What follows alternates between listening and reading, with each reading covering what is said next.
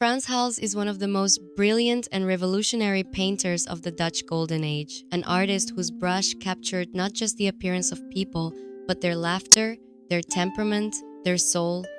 He was born around 1582 in Antwerp, in what is now Belgium. During the turbulent years of the 80 Years' War, his family fled to the northern Netherlands, eventually settling in Haarlem. This would become the center of his life and career, the city where he would rise to prominence as one of the greatest portrait painters Europe had ever seen. From the very beginning, Hals stood out. At a time when most painters aimed for perfection and detail, Hals chose vitality over precision. He developed a bold and fluid painting style, applying paint in energetic, visible strokes, almost as if he were sketching in color. This technique, known as a la prima, allowed him to work quickly, directly, and with incredible spontaneity. The result? Portraits that feel alive. Laughter, motion, and character seem to burst from the canvas. Hals became widely sought after for his remarkable ability to portray not only how someone looked, but how they were. His early works were elegant and refined, often depicting members of the Haarlem elite, dressed in fine lace and black velvet. But as time went on, he became more daring, more expressive. One of the qualities that makes Frans Hals so unique is his range of subjects. He didn't just paint wealthy patrons and civic guards. He painted children with wild eyes, musicians mid-performance, drunkards, innkeepers, fishwives, and jesters. He showed us humanity in all its dignity, joy, and mischief.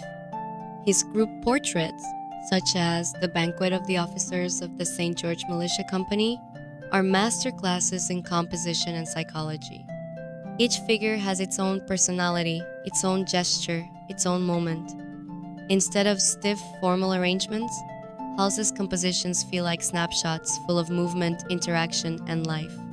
Perhaps his most famous painting, The Laughing Cavalier, is a perfect example of his genius.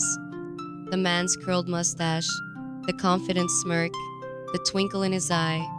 Hals doesn't just show us a cavalier, he shows us a moment of swagger, a personality immortalized. Yet, despite his talent and fame, Hals faced many hardships. As tastes shifted and commissions slowed, he fell into poverty later in life. He was forced to sell his belongings and was granted a small annual pension by the city of Haarlem, a sad fate for someone who had once painted its leading citizens. He died in 1666 at the age of about 84 and was buried in St. Bavo's Church in Haarlem, the same city that had nurtured his career and watched his decline. But Frans Hals was never forgotten.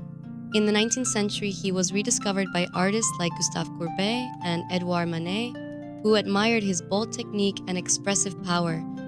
Even Vincent van Gogh, in a letter to his brother Theo, praised Hals for using 27 blacks in a single portrait, a testament to his unmatched command of color and light. Today, Hals is celebrated as one of the most innovative and humanist painters of his time. His works are displayed in major museums across the world, from the Rijksmuseum in Amsterdam to the Wallace Collection in London and the Metropolitan Museum of Art in New York. More than just portraits, his paintings are windows into the 17th century full of personality, laughter, and soul. Hals reminds us that great art doesn't just preserve faces, it preserves life.